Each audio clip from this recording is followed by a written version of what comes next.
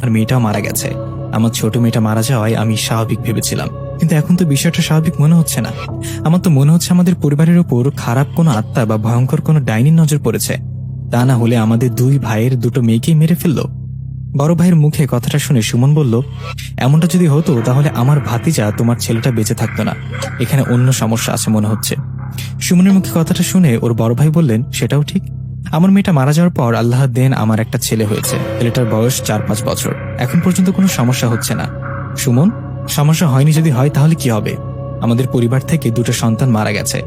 আর যেন এমনটা না হয়। তুমি বড় ভাই ভালো কোনো হুজুর বা কবিরাজের খোঁজ করো। তোমার ছেলে যেন আমার মেয়ের মতো অবস্থা না হয়।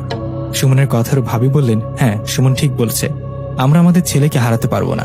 তুমি কালকেই কোনো কবিরাজকে বাড়িতে নিয়ে আসবা। কথা মতো পরের দিন সুমনের বড় ভাই অনেক খোঁজাখুঁজি করে একজন কবিরাজকে বাড়িতে নিয়ে আসে। কবিরাজ বাড়িতে আসার পর অনেক দেখাশোনা করে সবাইকে বলেন, আমি তো তেমন কিছু দেখছি না। হ্যাঁ, একটা অশুভ ছায়ার প্রভাব আছে এই বাড়ির ওপর, এছাড়া আমি কিছু দেখছি না। আপনাদের বাড়ির মেয়েরা কি ঠিক কি কারণে মারা গেছে এটা আমি বলতে পারবো না। কথাটা বলে সে কবিরাজ চলে যান। এই ঘটনার পর সুমন ও তার পরিবারের সাথে শুরু হয় অন্য রকম এক ঘটনা। রাত হলে সবাই একটা কান্নার আওয়াজ পেত। মনে হচ্ছে কেউ মায়া কান্না করছে। কান্নার আওয়াজ শুনে মনে তো ঘরের পেছনে কেউ কান্না করছে। কান্নার আওয়াজ শুনে লাইট হাতে বাইরে বের হলে আর কিছুই শোনা যেত না। এরকম ভয়ের মাঝে চলতে থাকে দিন। একদিন রাতে সুমন সেই কান্নার আওয়াজ পেয়ে চিন্তা করেন, আজ যা হবার হবে, আমি দেখব কান্নাটা কে করে। কথাটা বলে সুমন খুব সাবধানের সাথে দরজা খুলে। দরজা খুলে সে সরাসরি কান্নার আওয়াজের দিকে না গিয়ে অন্যদিকে ঘুরে গাছের আড়াল হতে একটু দূর থেকে চাঁদের আলোতে দেখেন সুমনের ঘরের পেছনে একটা নারী অবয়ব বসে আছে।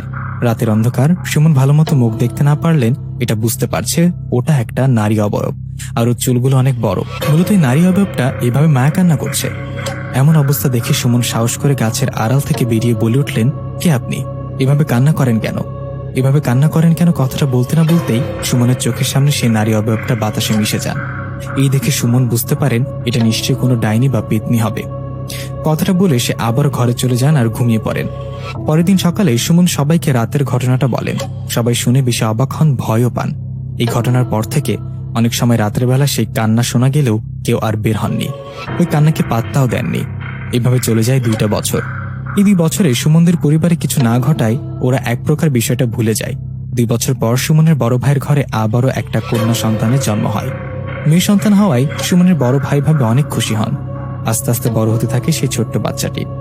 সেই বাচ্চার বয়স যখন 6 থেকে 7 মাস, তখনই আবার শুরু হয় সুমনদের পরিবারের সাথে অস্বাভাবিক ঘটনা। সবাই আবারও